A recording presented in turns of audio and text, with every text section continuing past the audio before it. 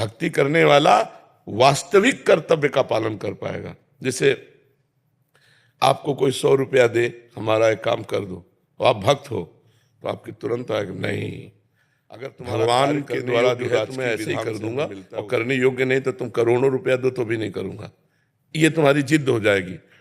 Officer आपसे कुछ गलत कराना चाहता है तो आप अभी इस्तीफा ले लीजिए, मैं गलत नहीं करूंगा क्योंकि मैं भगवान का भक्त हूं। मतलब एक आपका अलग स्वरूप आ जाएगा। अभी एक नौकरी छूट गई तो जीऊंगा कैसे, तो फिर आपके अंदर आएगा कि मैं भगवान का जन हूं, गलत नहीं करूंगा, चाहे भीख मांग के खाना पड़े, गलत नहीं करूंगा।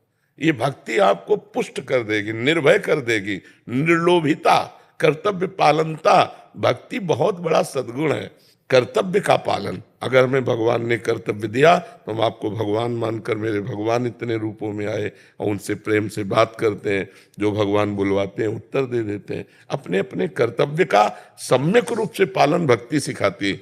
भक्ति कर्तव्य छुड़वाती नहीं है, भक्ति पुष्ट करती है। और भक्ति के पुत्र हैं ज्ञान और वैराग्य, ये भक्ति के ही पुत्र हैं।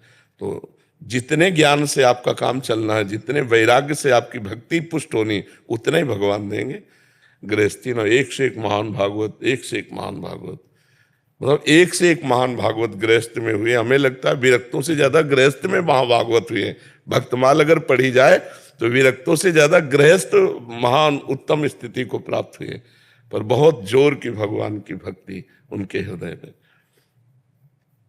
चीदर चिदरानी जी नाम के एक भगत भक्तमाल जी में आते हैं, तो पीपा जी और सीता सहचरी जी उनके यहाँ दर्शन करने गए, उनकी भक्ति की महिमा सुनकर।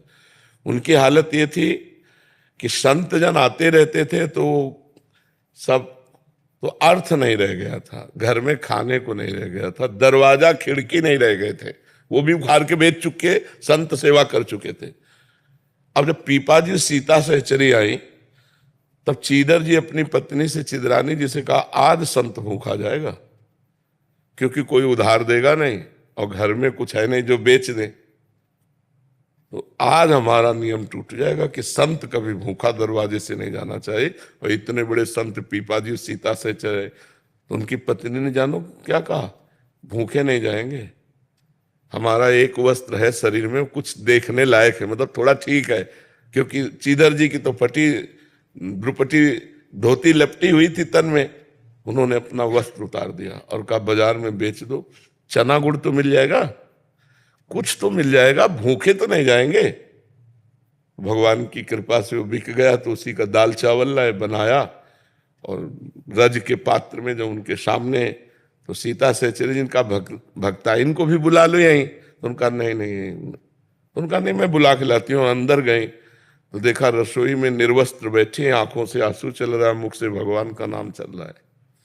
सीता सहचरी समझ गई घर की हालत देख के, और तो उनका सखी तुम निर्वस्त्र क्यों बैठी हो, तो उन्होंने आंख खोल के देखा, कहा हमने तो सुना था आप द्वारिकाधीश का साक्षात्कार करके आई होगी, तो द्वारिकाधीश की चर्चा करोगी क्या, इस नाशवान शरीर की चर्चा शुरू कर दी है, तो नंगा ही पैदा हुआ था, मरेगा तो ऐसे ही जल जाएगा, इसकी चर्चा क्या, भगवान की चर्चा।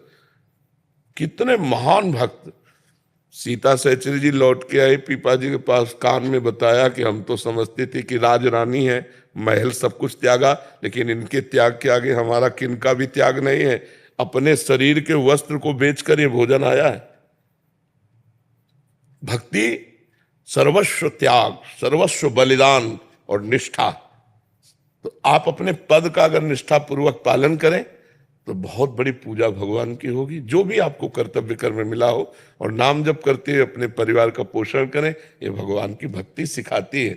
भगवान की भक्ति ऐसा नहीं कि अपने कर्तव्य का त्याग सिखाती हो, कर्तव्य के लिए त्याग सिखाती है, अपने कर्तव्य के पालन के लिए प्राण भी दे दें हम, ये भक्ति सिखाती है।